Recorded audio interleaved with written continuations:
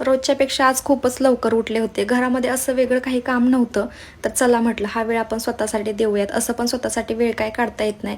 जसं मुलांचं स्कूल सुरू झालं ना, तसा अजिबात वेळ भेटत नाही. तर सकाळचा मस्त गरमागरम चहा बनवला एकटीसाठी.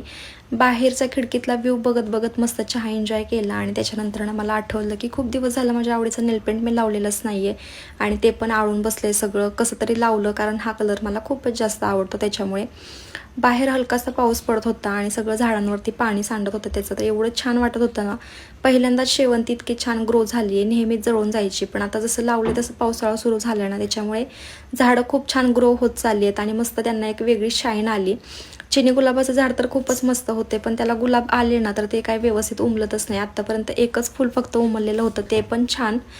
बाहेरचं वातावरण ना खूपच छान झालेलं होतं. आम्ही निघालो होतो धनुच्या स्कूलमध्ये, कारण त्यांच्या स्कूलचे युनिफॉर्म होते ना, त्याचं मेजरमेंट घ्यायचं होतं.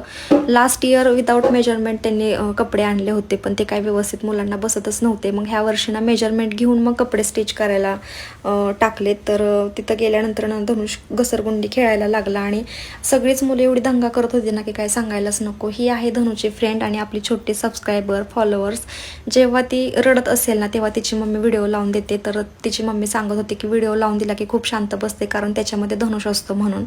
येताना तिथं आंबे दिसले म्हणून म्हटलं आंबे घ्यावेत, आणि इतके स्वस्त आंबे होते ना, म्हणजे 100 रुपयाला 2 किलो असे आंबे होते. आंबे आम्ही घरी घेऊन आलो, पण धनुषने एकाच दिवसात मात्र सगळे फस्त केले, कारण त्याला ना आंबा खूप जास्त आवडायला लागलाय.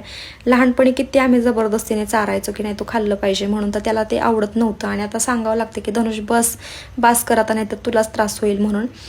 आल्यानंतर ना मग कपाट आवरायला घेतलं. कपाट म्हणजे माझी जी ज्वेलरी वगैरे मी गावाकडे घेऊन गेलते ना, ती मला व्यवस्थित ठेवायची होती. अजूनपर्यंत ती काहीच मी व्यवस्थित आवरलेलं नव्हतं. आणि ही वॉच ना मला माझ्या बड्डेच्या वेळेस माझ्या मैत्रिणीने दिली होती, आणि मला ते आठवतच नव्हतं की हे कोणी दिलं आहे म्हणून. पण ह्यांना आठवलं की ते तुझ्या मैत्रिणीने दिलं आहे म्हणून. बघा माणसांच्या किती काही लक्षात राहतं ना.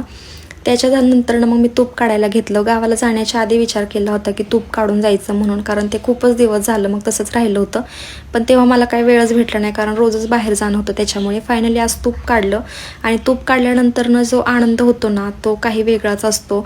हे काम करायला आधी ना मला अजिबात आवडायचं नाही, पण मी आता ते खूप आवडीनं करते. कोणतंही काम मनापासून केलं ना तर ते छानच होतं. हा मला एक्सपिरियन्स आहे. असा होता माझा आजचा दिवस. भेटूयात उद्याच्या व्हिडिओ.